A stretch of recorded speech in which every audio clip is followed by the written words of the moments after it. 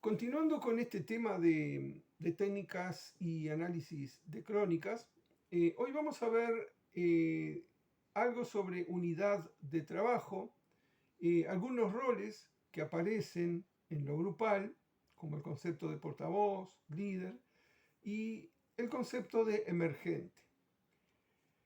Vamos a continuar diciendo que siempre en cualquier tarea que apliquemos la técnica del grupo operativo, lo vamos a hacer en equipo integrado por un coordinador y observadores. Y en tercer año, durante el trabajo de observación y del trabajo en equipo con las crónicas, se va experimentando y poniendo en práctica todos los elementos conceptuales aprendidos hasta el momento.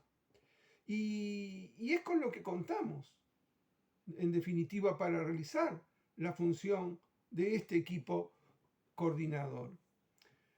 En el video anterior veíamos algunos conceptos para el trabajo con crónicas, como el que se refiere a la división de la misma en apertura, desarrollo y cierre. Hoy, antes de continuar, me parece pertinente tengamos en cuenta la definición de grupo de Pichon. Decía Pichon que el grupo es un conjunto de personas ligadas por constantes de tiempo y espacio y articuladas por su mutua representación interna, que se proponen explícita o implícitamente una tarea, la cual constituye su finalidad, interactuando a través de complejos mecanismos de asunción y adjudicación de roles. El grupo operativo es un grupo centrado en una tarea. Y ese concepto de tarea es precisamente lo que lo hace diferente con un grupo centrado en el grupo o con un grupo centrado en el individuo. Y la tarea de un grupo consiste en el abordaje del objeto de conocimiento. Esa tarea, desde lo explícito, es trabajar el tema del día. Es precisamente la tarea la que sostiene al grupo, o sea, el porqué, el motivo por el cual se juntan. Es también un momento del proceso grupal.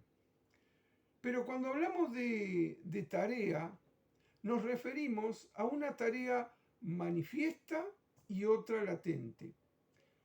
La manifiesta es la que convoca al grupo y la latente, que no es manifiesta, se refiere a las ansiedades que aparecen en el grupo y que ocurren en todo momento, en todo proceso de cambio, ¿verdad? Son las ansiedades básicas: miedo a la pérdida y el miedo al ataque. Ansiedades que se van a manifestar como resistencias al cambio. Y lo podemos visualizar también como obstáculos que dificultan el proceso de un grupo. O también la realización por parte del grupo de una tarea. Y avanzando un poco en el trabajo de crónicas, podemos llegar al concepto de emergente y portavoz. Y estos dos conceptos tienen que ver de alguna manera con esto de verticalidad y horizontalidad. Trabajando desde lo manifiesto, desde lo que tenemos aquí en la crónica, vemos que aparecen resistencias latentes y que no fueron detectadas en el momento grupal desde la coordinación. Entonces, la pregunta sería, ¿cómo podemos detectar esas resistencias? Y es a través del portavoz. Es decir, algún integrante del grupo que por su verticalidad, o sea, por su historia personal, conecta con lo horizontal del grupo. Él conecta con lo latente y lo explicita. Lo hace, pero de manera inconsciente. No sabe que lo está haciendo. Si lo detectamos durante la sesión grupal, está bien devolverlo al grupo y que éste a posteriori lo trabaje. Y puede ser un portavoz o varios portavoces. Y estos son, en realidad, portavoces de lo emergente. Es decir, lo que subyace, lo que el grupo no ve, pero que el portavoz nos lo hace visible aún sin saberlo. Él lo que hace es vehiculiza lo emergente. Y aquí tenemos otro elemento teórico, lo emergente. Para leer, comprender un grupo y en este caso desde una crónica. Y estos conceptos Pillon los incluye dentro de lo que él denominó unidad de trabajo. Y esta unidad de trabajo lo conforman o está conformada por tres elementos: existente, interpretación y emergente. ¿Qué supone esto? Que algo de lo latente, oculto, se expresa a través de un portavoz. Y a eso lo llamaremos existente. Lo interpretamos y se lo devolvemos al grupo. ¿A través de quién? Del coordinador, una intervención del coordinador. Y así pasa entonces a ser un nuevo existente. En la crónica también podemos ver si alguna intervención de un integrante nos permite aclarar algo que veníamos suponiendo. Decía José Blecher que una gran parte del trabajo del grupo operativo consiste en el aprendizaje o adiestramiento para operar, para funcionar como equipo. Y esto mismo se aplica al trabajo del equipo coordinador con los observadores, para lograr una mayor complementariedad en el trabajo con crónicas entre ambos roles. Nos ayudamos de la teoría y de la técnica del grupo operativo desde UNECRO y desde nuestro esquema referencial para lograr que ese grupo al cual estamos coordinando y observando opere como equipo también en el abordaje de la tarea, o sea, para que ese grupo sea operativo. Organizar, planificar los elementos que surgen en una crónica para establecer estrategias para que ese grupo opere con eficacia hacia los objetivos establecidos. Siguiendo entonces con aspectos teóricos y técnicos para trabajar con las crónicas, y en ese sentido buscar allí en las crónicas situaciones o signos a tener en cuenta para sostener al grupo observado. Veamos entonces otro concepto de Pillon, y es el relativo al concepto de liderazgo, al concepto del líder.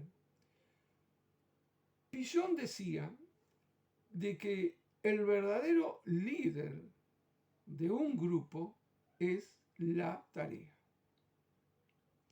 El verdadero líder de un grupo es la tarea. El liderazgo, en definitiva, es un rol móvil.